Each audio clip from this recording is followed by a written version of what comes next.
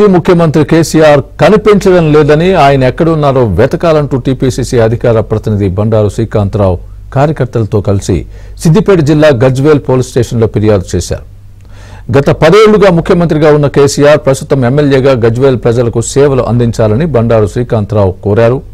ప్రతిపక్ష నాయకుడిగా అసెంబ్లీలో జరిగే చర్చల్లో పాల్గొని సమస్యల పరిష్కారానికి కృషి చేయాలన్నారు. పోలీసులు 10 రోజుల్లోగా కేసీఆర్ ఆచూకీ తెలపకపోతే తామే ఆయన కోసం గాలింపు చర్యలు చేపడతామని ఆయన తెలిపారు.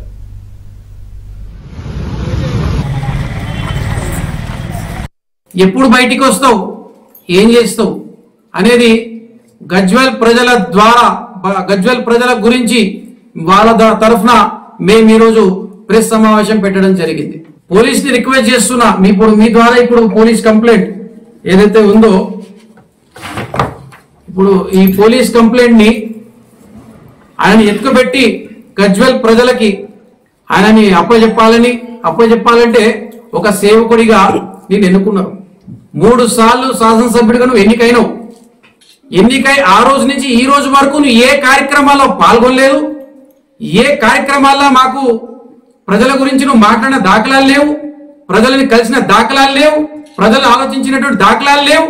మరి నీ పరిస్థితి ఏంది, నువ్వు ఎక్కడున్నావు, ఏం చేస్తున్నావు అని చెప్పి ప్రజలు ఆలోచిస్తున్నావు, ప్రజలు విచారిస్తున్నారు, ప్రజలు చర్చిస్తున్నారు. మరి ఎక్కడున్నావు కేసీఆర్ సాబ్, ఈ రోజున బయటికి రా.